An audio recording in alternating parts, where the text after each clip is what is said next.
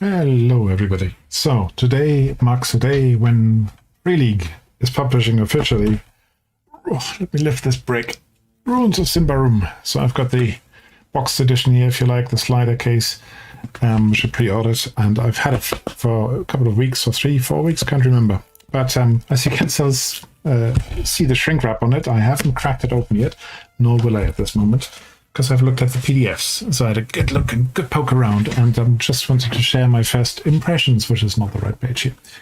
So what does it look like? What is it? Now, Symbaroum is a game that has been around for a few years. It was originally developed by Jan Ringen, and who have become part of Free League since. And it's got a very unique flavor to it. What I mean by that is it's got a dark atmosphere. It's a dark fantasy game. Magic is there, but it's calamitous. It's dark. It's dangerous. It can be very, very damaging the whole time.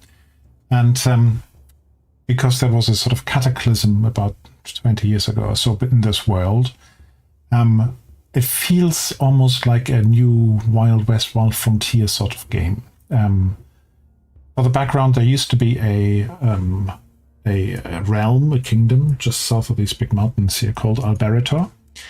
And there was a big war, and there were the Dark Lords, sounds a little bit Harry Potter, but I believe it doesn't have anything to do with them, who were casting lots of magic, and they were waging war for many, many times, leaving many years, leaving the whole of Alberator a devastated wasteland. So more and more refugees made their way across the Titans into this new and promised land, if you like, which is the name of the first adventure. Takes you across there into this land here, which really was occupied by barbarians and some other kin, such as some goblins and some dwarves and some elves.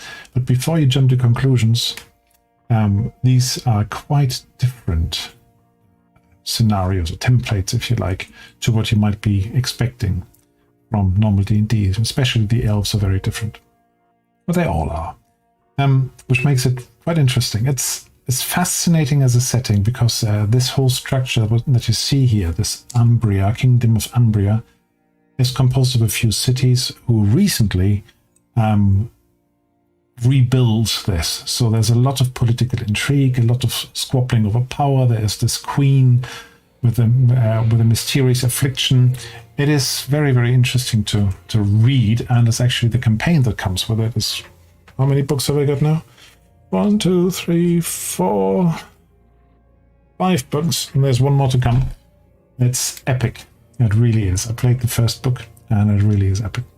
A particular element of this, as I hinted at, is that the magic is always tainting people. So if you use magic, you gather corruption. If there's a place full with magic, the place is corrupted. If there's a big beastie that carries magic with it, it will corrupt you.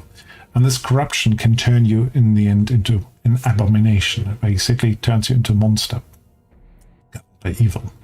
So you need to manage that carefully. And the way you can manage that carefully, or the way that you have to, is part of the balancing in the original game, so that you can't just run around as a spellcaster and just fire your spells everywhere.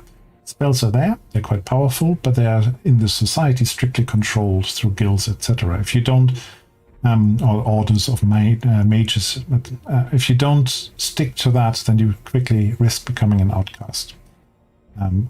So D&D has a very, very different, or 5th edition, I should say, has a very, very different approach to magic. And one of my big questions when I first started reading this and playing with this in a couple of videos previously is, how does it actually work?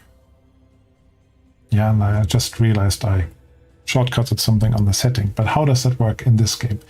And I made a video on that as well, but it was really something I needed to test playing, and I had a chance at the UK Games Expo last weekend to actually have a look at it and to play with it, and I particularly made sure that I picked a spellcaster from the pre-gens to really push them over the boundary.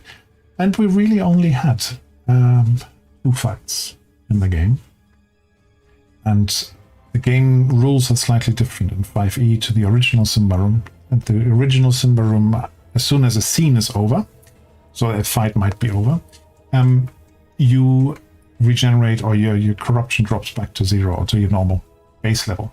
your permanent corruption level. And in D&D, you need to take a rest, a short rest, a long rest to reduce it. It's slightly different.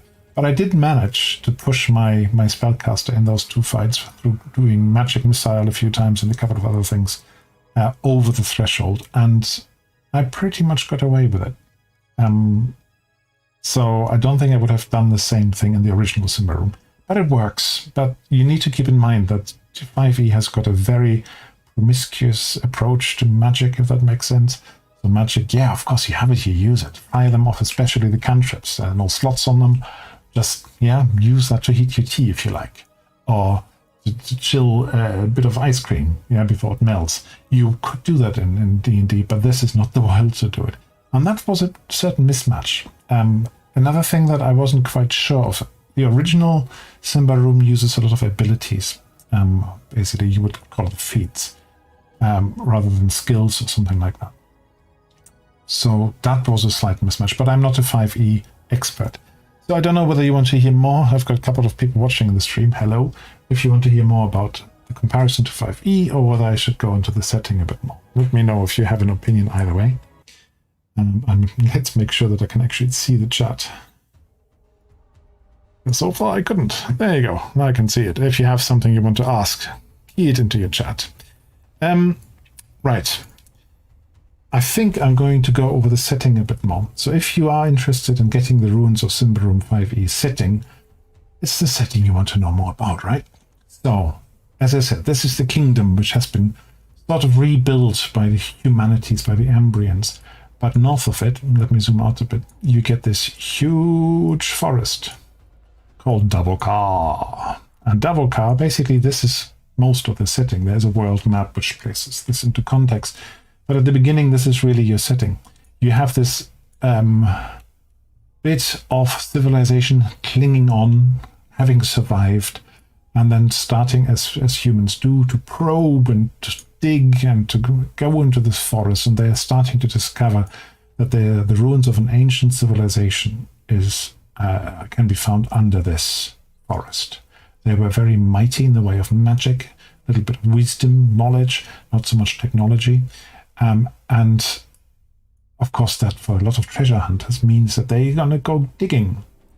However, there's an iron pact, an agreement between the kins from hundreds of years ago that this should remain undisturbed. But of course, yeah, you've got the greedy humanity digging into it and being selfish about it. And that is one of the key aspects, the mechanisms, if you like, for dungeon exploring, for wilderness exploring. You can do hex crawls in this. You've got this southern bit of the woods where there are some known places. When I say known, they're mentioned on the map, but other than maybe Kavosti and a couple of other things, most of them are not mentioned anyway, so you have to fill them with life, or you can use the campaign book. I think Jarak's Sinkhole is in the campaign. I think Jakar there is a book about, but a lot of this isn't. My players made tracks straight for this. Earth Towers of the Blackleach Rift, that sounds grand, they said. So I quickly had to create something within that. A few maps, a few scenarios. So that was good fun. But then you've got all this up here. So I don't think you run out of places to go on adventures, as long as they are supposed to be forest adventures in the north or political intrigue, etc. in the south. The latest book in the old rule games, I should say, rule set, is called The Haunted Waste. Looks like this. Another great artwork. The artwork is really lovely in this book. And that takes you back to Albaritor, to the Destroyed Kingdom. So that's quite interesting. Right. So the setting, as I said, is this oppressive forest there. The humanity, or the Ambrians, trying to cling on to it, encountering all these other races now, and trying to balance the requirement of protecting the environment and their own greed. So it's got a story that really rings true with our struggles with environmentalism as well. But what makes the game, for me, is very much the artwork. So what I've done here, I've just pulled out the art book for Ruins of Symbaroum that you got as pre-order bonus.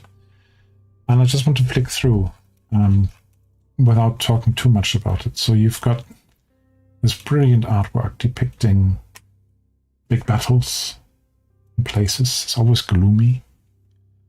Yeah, really gorgeous here. Some order. Looks almost like Jedi, doesn't it? Going through the, I think this is Indoros, streets. And it's this artwork here that, for me, really spoke to me when I first picked up Symbaroum. Yeah, we've got the rogue eyeing up that scaffolding over there. Okay, can tell a whole story just on that. Isn't that lovely? It's got its very sort of indefinite style, if that makes sense. Everything is just there and slightly shady and dark, and you can't make out faces and so on. People are masked, but I think the mood of this is great. What do you think? Put something in the chat if you like it. Yeah. This is Thistlehold with a big beacon there, the outpost on the edge of the forest. Yeah, a small person, big city. Let me zoom out slightly. Then you get to the Titans here. I think this is the monastery of the Order of the... Oh, what are they called? The people who basically hunt anything corrupted. Yeah, and then you get into the forest. Great artwork. Martin Grip, I think. Yeah, this is what I use as my backdrop on my campaign screen. Yeah, the barbarian halls, the chieftains in the forest. The big beasts that are goddess and goddesses that people don't quite understand maybe, but they're offering something to. So this really, for me, I think I said it a few times, but it's worth repeating, makes the whole setting. Yeah, this mood, this dark forest, the exploration, the facing off against the unknown, and then the backdrop. When you get home, there's trouble there too, because everybody's just greedy. Isn't that great? It's lovely, isn't it?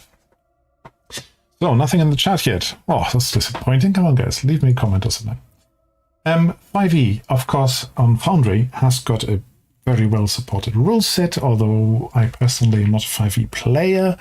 I have had a look at it, I had a poke at it, and I spoke to a couple of developers who put the content together about it, and we explored it a bit before it came out first. I can show you maybe a character sheet for somebody. So Orlan, for example, you can see it's a slightly modified one. By the way, I've done a video walkthrough about Foundry as well. Oh, there we've got something. Warp Ghost, hello. Fantastic setting and art. Yes, I've played many an adventure and actually run adventures in the original as well. The rest function. As I said, we only played at the UK Games Expo, so it was a short session. It was 90 minutes we played. But one of the things you do when you build up, should really have a caster. Let me get here my person I was trying to corrupt as much as possible. If you cast a spell a few times, for example, Burning Hands here, cast it at first level, then you get the corruption. Yeah, I need to put the chat on. So we'll tell you, I got 5 corruption from that one spell. How did I not pull him out? There he is. So if you now look at corruptions, now 5 of 10. If I do that again, if I can find it again. Burning Hands. Cast. 3 corruption. Maybe once. Let's say I've got a fight and I want to cast 3 times. Or maybe I should do something else, a thunder wave, just for variety. Oh, only got me 1 corruption. And Burning Hands again. So I should now be corrupted, I'm pretty sure. Is that as deadly? You do build it up quite quickly. Sorry, I just lost it. I've got 14 out of 10, so I now need to roll on the corruption table. You then go to your table, and there's one called Marks of Corruption. Right here at the bottom. And you roll it, and I have to remind myself exactly how it works. But basically, once you rolled it, I think you have to roll first of all whether you have 1 to 4. If I'm at 14, I'm 4 over my threshold. I need to roll a 1 to 4 to have any effect. Once I have that effect, I then roll a d20 on this, and it will tell me what the effect is. So what did I roll? Let's have a look. I've got a breath that stinks of sulfur, normally lasts 24 hours. Is that bad? Don't know, but it also says reduce temporary corruption to half, rounding down. So by taking that mark, my corruption actually sinks to 7. So I can actually now go and cast a spell again.